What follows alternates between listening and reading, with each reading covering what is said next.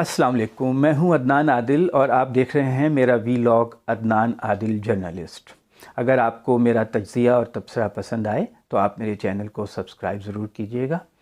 آج ہمارا موضوع ہے کہ دہشت گردی کی ایک نئی لہر پاکستان میں تیز ہو گئی ہے، اور بلکہ چل تو یہ جنوری سے رہی ہے، اس سال کے شروع سے، لیکن اب اس میں خاصی تیزی آ گئی ہے۔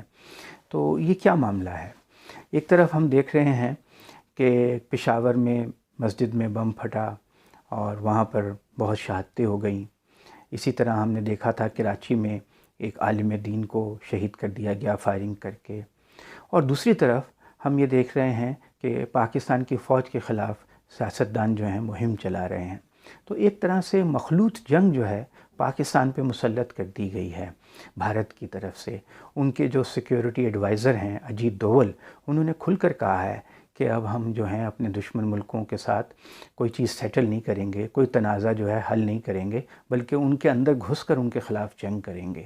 تو بہت واضح اعلان جنگ انہوں نے پاکستان کے خلاف کیا ہے، اور کسی حد تک چین کے خلاف بھی، چونکہ چین کا دباؤ بہت زیادہ ہے اور انڈیا جو ہے وہ چین کا مقابلہ نہیں کر سکتا۔ 1000 مربع کلومیٹر رقبہ جو ہے وہ چین نے ان سے قابو کر لیا ہے، اور وہ اس کو چھڑا نہیں سکتے۔ بڑی بے عزتی ہوئی ہے نریندر مودی کی، تو اس کا بدلہ لینے کے لیے اب وہ پاکستان پہ روب جما رہے ہیں، تاکہ اپنی عوام کو یہ کہہ سکیں کہ دیکھیں ہم نے پاکستان کو کیسا سبق سکھایا اور اس کو جو ہے دبا کر رکھا ہوا ہے۔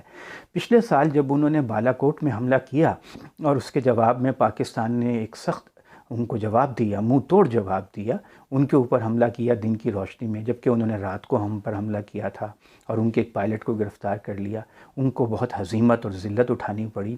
تو اب انہیں یہ بات تو سمجھ آ گئی ہے کہ پاکستان کے خلاف ایک روایتی جنگ وہ نہیں کر سکتے۔ جو پاکستان نے اس حملے کے بعد اپنے دفاع کو اور مضبوط کیا، چین سے مزید میزائل سسٹم لیے ہیں، جو ہمارے ایف تھنڈر طیارے ہیں ان کو جدید ترین ہم نے میزائلوں سے اور میزائل ڈیفنس سے بھی ہم نے اپنی فوج کو لیس کر دیا ہے۔ اسکردو کا جو ہمارا فوجی بیس ہے اس کو مزید اس کو مستحکم بنایا ہے، وہاں پر اپنی فوجی پریزنس کو بڑھا لیا ہے، تاکہ اگر بھارت اچانک حملہ کرے تو اس کا مقابلہ کیا جا سکے۔ تو بھارت کو پورا اچھی طرح یہ علم ہے کہ پاکستان کے خلاف وہ روایتی جنگ نہیں کر سکتے اور اس میں کوئی کامیابی حاصل نہیں کر سکتے، کیونکہ پاکستان کی فوج جو ہے وہ بہت بیٹل ہارڈنڈ ہے۔ وہ افغانستان میں جو دہشت گردی وہاں سے آئی تھی اس کے خلاف لڑتے ہوئے انہوں نے بہت قربانیاں دی ہیں۔ 6000 سے زیادہ فوجی ہمارے شہید ہو چکے ہیں، اور فوج جو ہے اس کو بہت تجربہ ہے جنگ کرنے کا۔ یہ جو افغانستان کی صورتحال کی وجہ سے دہشت گردی ہم پہ مسلط ہوئی تھی، تو اور یہ کہ چین کی مدد سے ہم نے اپنی فوج کو، پاکستان نے اپنی فوج کو بہت زیادہ جدید اسلحے سے لیس بھی کر لیا ہے۔ گو امریکہ نے ہمارا بائیکاٹ کیا ہوا ہے، وہ ہمیں اسلحہ نہیں دے رہا، لیکن ہم نے روس سے بھی اسلحہ لیا ہے، چین سے بھی اسلحہ لیا ہے۔ تو اب ان کے پاس آپشن کیا ہے؟ ظاہر ہے ایٹمی ہتھیار بھی ہمارے پاس بھی ہیں، ان کے پاس بھی ہیں، وہ پاکستان پہ ایٹمی ہتھیاروں سے تو حملہ کر نہیں سکتے۔ اب تیسرا آپشن یہ ہے کہ پاکستان کے خلاف ایک پراکسی جنگ لڑی جائے، یعنی پاکستان میں ایسے گروپوں کو مزید کمک پہنچائی جائے، مدد فراہم کی جائے، پیسہ دیا جائے، ٹریننگ دی جائے، اسلحہ دیا جائے، جو پاکستان کے اندر دہشت گردی کی وارداتوں کو بڑھا سکیں۔ اور دوسرے، نواز شریف ہماری اسٹیبلشمنٹ سے ناراض ہیں، انہوں نے نواز شریف کے ذریعے فوج کے خلاف ایک مہم شروع کروائی ہوئی ہے۔ نواز شریف نے کوئٹہ کے جلسے میں کھل کر آرمی چیف اور DGI پر تنقید کی اور فوجی افسروں سے کہا کہ وہ ان کے خلاف بغاوت کر دیں۔ محمود اچکزئی نے کہا کہ یہ جو افغانستان اور پاکستان کے بیچ میں باڑ لگائی گئی ہے ہم اسے اکھاڑ پھینکیں گے۔ بھئی یہ باڑ تو اس لیے لگائی گئی ہے کہ ہم پہ جو دہشت گرد یہاں آتے تھے افغانستان سے اور حملے کرتے تھے، جیسے آرمی پبلک اسکول میں حملہ کیا، اس کو کم کرنے کے لیے، اور جب سے باڑ لگی ہے حملے بھی کم ہو گئے ہیں، دہشت گردی بھی کم ہو گئی ہے۔ تو محمود اچکزئی جو ہیں وہ کابل حکومت کے ساتھ ہمیشہ رہتے ہیں، وہیں سے وظیفہ وہ ہمیشہ لیتے رہے ہیں، ان سے گہرے تعلقات ہیں، انہی کی زبان وہ بولتے ہیں۔ اسی طرح PTM کو سپانسر کیا جا رہا ہے، جو گریٹر پختونستان کا پرانا ایک کھیل تھا بھارت کا افغانستان سے مل کر، اس کو ہوا دی جا رہی ہے۔ پھر اسی طرح بلوچستان میں علیحدگی پسندوں کو شے دی جاتی ہے، پیسہ دیا جاتا ہے۔ آئے روز آپ سنتے ہیں تربت میں، اماڑہ میں، کوئٹہ میں حملے ہوتے رہتے ہیں، سیکیورٹی اہلکاروں پہ حملے ہوتے ہیں۔ کچھ عرصے سے وزیرستان میں بھی حملے بڑھ گئے ہیں۔ ہمارے فوجی اہلکاروں پر اور شہداء کی تعداد بڑھ گئی ہے۔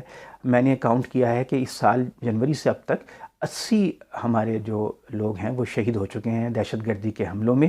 زیادہ تر وہ لوگ جو ہیں ہمارے سیکیورٹی اہلکار ہیں، فرنٹیئر کور کے ہیں، فوج کے ہیں، اور ان میں ایک ایسا حملہ ہے جو کراچی اسٹاک ایکسچینج پر بھی کیا گیا تھا۔